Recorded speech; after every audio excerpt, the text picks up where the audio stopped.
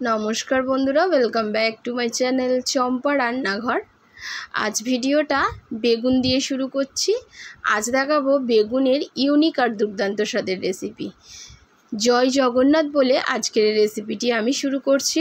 বন্ধুরা, সামনেই আছে উল্টো রথ, আর জগন্নাথ দেবের 56 ভোগের মধ্যে একটা ভোগ কিন্তু এই বেগুন দিয়ে বানানো হয়, বেগুন মরিচ খোলা।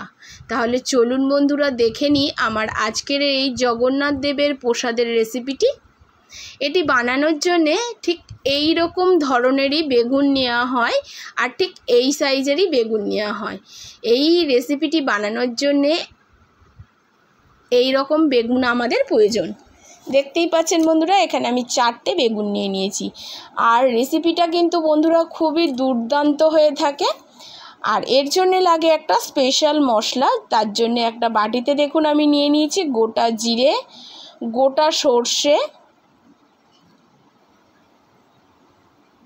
গোটা মৌরি,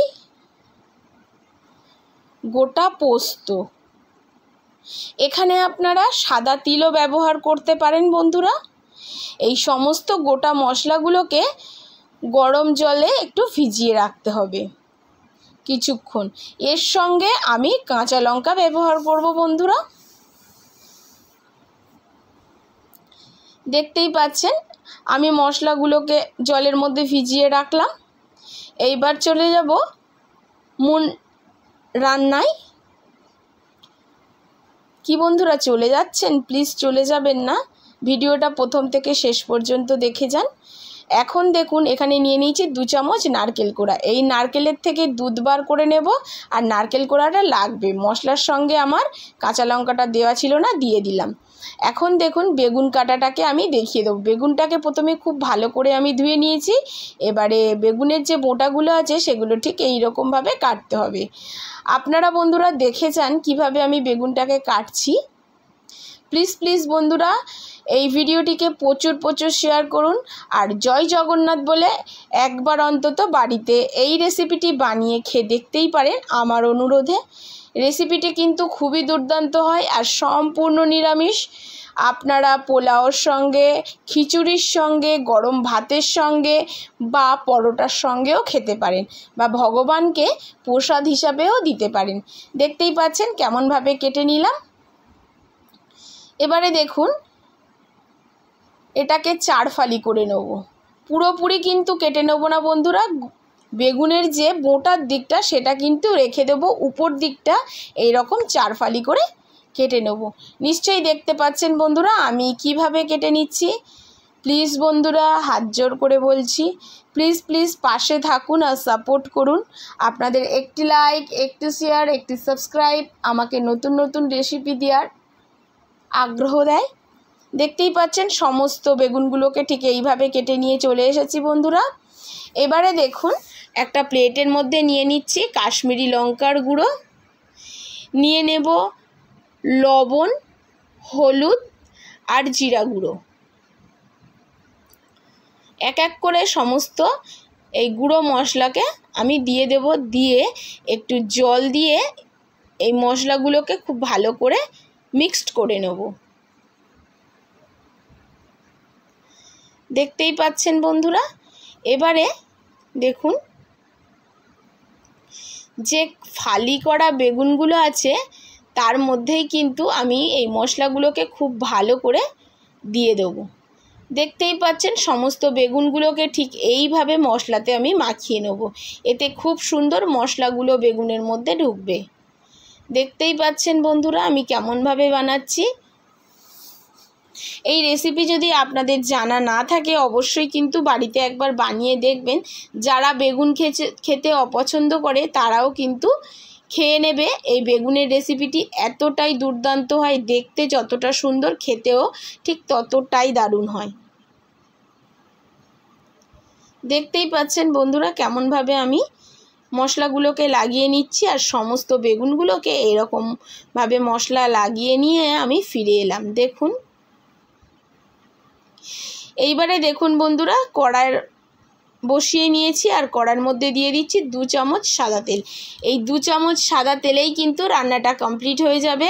এখানে কিন্তু ঘি দিয়ে রান্না করা হয়, আমি কিন্তু সাদা তেল দিয়ে রান্না করছি। যেহেতু ঠাকুরের প্রসাদ ঘি দিয়ে রান্না করা হয় আর সন্দক লবণটা ব্যবহার করা হয়। বন্ধুরা বারবার বলছি, যেহেতু ঠাকুরের ভোগ সেহেতু ঘি দেয় আর সন্দক লবণটা ব্যবহার করে, কিন্তু আমি এখানে সাদা তেল ব্যবহার করেছি আর এমনি বাড়ির নর্মাল লবণ যেটা আমরা খাই সেটাই ব্যবহার করেছি। এরকম উল্টে পাল্টে এগুলোকে লো ফ্লেমে ঢাকা দিয়ে দিয়ে ভেজে নিতে হবে হালকা লালচে করে। দেখতেই পাচ্ছেন বন্ধুরা আমি কেমনভাবে ভেজে নিচ্ছি। এবার ঢাকা দিয়ে আমি চলে যাব মশলাটাকে বেটে নিতে। মশলাটা বেটে নেওয়ার জন্য নিয়ে নিয়েছি একটা মিক্সির জার। এখন এর মধ্যে আমি দিয়ে দিচ্ছি একটা টমেটো আর 1 ইঞ্চি আদা। দেখুন বন্ধুরা, আর যে সমস্ত মশলাগুলোকে গোটা মশলাগুলোকে আমি জলে ভিজিয়ে রেখেছিলাম সেই মশলাগুলোকে কাঁচা লঙ্কা সমেত দিয়ে দেবো। আপনারা ঝালের পরিমাণটা কম বেশি করে নিতে পারেন। ওদিকে মশলাটাকে মিহি করে বেটে নিয়েছি আর এদিকেও কিন্তু আমার বেগুনটা অলমোস্ট ভাজা হয়ে গেছে। আমি ভালোভাবেই বলছি বন্ধুরা, আবারও শুনবেন, এটা কিন্তু লো ফ্লেমে ভেজে নিতে হবে। আপনি কিন্তু হাই ফ্লেমে ভাজতে যাবেন না, তাহলে কিন্তু বেগুন একেবারে পুড়ে যাবে আর টেস্টটাই একদম নষ্ট হয়ে যাবে। সমস্ত বেগুনগুলোকে এবারে আমি দেখুন একটা থালাতে তুলে নিচ্ছি। দেখতেই পাচ্ছেন বন্ধুরা কেমনভাবে আমি বানাচ্ছি। এখানেই আমাদের কিন্তু 50% রান্না কমপ্লিট হয়ে গেছে। এখন দেখুন যে তেল ছিল তার মধ্যে গোটা জিরে, একটা শুকনো লঙ্কা ফোড়ন দিয়ে দিলাম, একটু নাড়িয়ে নিচ্ছি। নাড়ানোর পরে যখন একটা সুন্দর জিরে ভাজার গন্ধ বেরোবে তখন তার মধ্যে আমি দিয়ে দিচ্ছি 1 চুটকি হিং। হিংটা দেওয়ার জন্যে এই বেগুনের টেস্টটা একদম অসাধারণ হয়ে যাবে। এবারে যে মশলাটাকে বেটে নিয়েছিলাম গোটা মশলা, টমেটো আর আদাগুলোকে, সেইটাকে আমি তেলের মধ্যে দিয়ে দিলাম, একটু নাড়াচাড়া করে নিচ্ছি। দেখতেই পাচ্ছেন বন্ধুরা, এবারে ওই বাটি ধোয়া জল দিয়ে খুব ভালো করে মশলাটাকে আমি কষিয়ে নেব বন্ধুরা। দেখতেই পাচ্ছেন খুব ভালো করে কষিয়ে নেওয়ার পরে যখন দেখুন তেল ছাড়তে শুরু করেছে তখন দিয়ে দিচ্ছি নারকেলের দুধ। দেখতেই পাচ্ছেন বন্ধুরা নারকেলের দুধটা দিয়ে একটু নাড়াচাড়া করে নিচ্ছি। যখন একটু ফুটে উঠবে তখন আমি এর উপর দিয়ে দেবো সেই নারকেল কোড়াটা। এখানে 2 টেবিল স্পুন নারকেল কোড়া আমি ব্যবহার করেছি 4টে বেগুনের জন্য। বেগুনের পরিমাণটা বাড়ানোর সাথে সাথে মশলার পরিমাণগুলো বাড়িয়ে কমিয়ে নেবেন বন্ধুরা।